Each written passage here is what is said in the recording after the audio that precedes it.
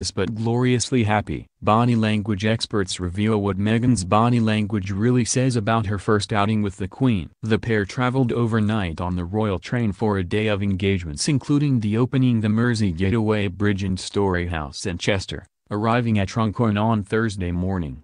Shortly after stepping off the train, the pair were whisked away by car to the Mersey Getaway Bridge to meet architects, planners and community representatives. The Queen exited the train first, with Meghan following closely behind. Robin Kermode, body language expert and founder of communication consultancy, Zone 2, Co. UK, and author of the best-selling book Speak So Your Audience Will Listen, said Meghan's physicality shows she was slightly nervous about the day ahead. He said, "A little tension in her left hand with both shoulders slightly raised shows a little nervousness here. A clear desire to get this right. I suspect we would all behave in the same way in this situation." Meghan has opted for the clutch bag rather than copying the iconic arm handbag hold of the Queen. Once again, she is aware of how her collar is sitting. This causes a little tension in her right hand and a slight arch of the back. The Queen seems unconcerned with her clothes or how they sit. But, of course, she has had many years to get used to this. The Duchess of Sussex continued to follow behind the Queen as the royals made their way to the car. A short clip captured by LBC showed a slight moment of confusion over who would climb in the car first. Mr. Kermode said, "Meghan is rightly concerned with royal protocol. She gives the Queen status, of course, by hanging back and allowing her to lead. She would expect the Queen to get in the car first. The only giveaway that shows she's feeling a little nervous is in her shoulders, which were unusually down at the front unlike her usual upright posture. This is a very deferential, kind pose and quite understandable." This continued throughout the day, with the Duchess walking behind the Queen and following her down the line of well-wishers as they arrived at a library. The close bond between the Queen and Meghan became apparent when the pair sat down at a ceremony to open the new Mersey Getaway Bridge. Body language expert Judy James, an industry leader in communication, told how the Queen appeared completely confident in Meghan's ability.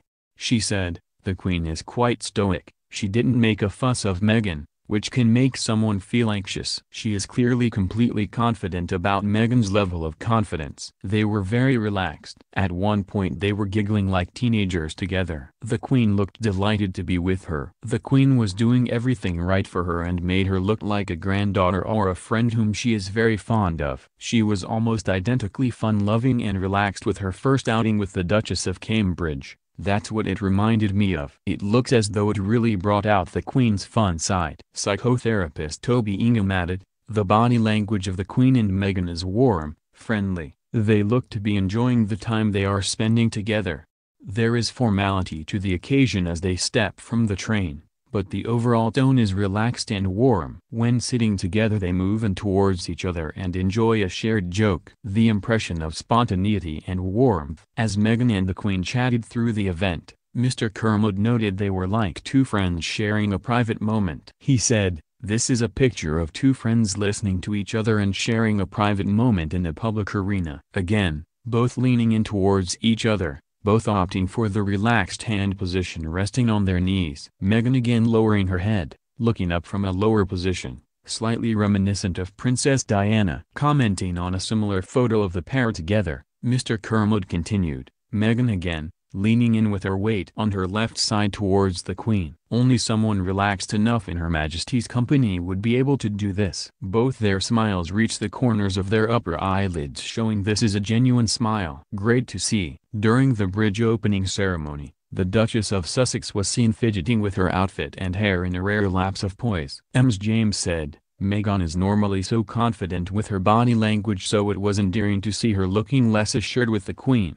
I think partly she might have been missing Harry because a lot of body language rituals with him are quite reassuring. She was missing her wingman." However, Mr. Ingham offered a different take on Meghan's fidgeting while she was seated next to the Queen, noting it might have been a sign that she was bored of a conversation. The newlywed appeared uncertain of what to do with her hands as she chatted to the David Parr, chief executive of Halton Council, at the opening of the new Mersey Getaway Bridge in the town of Widnes in Halton, Cheshire.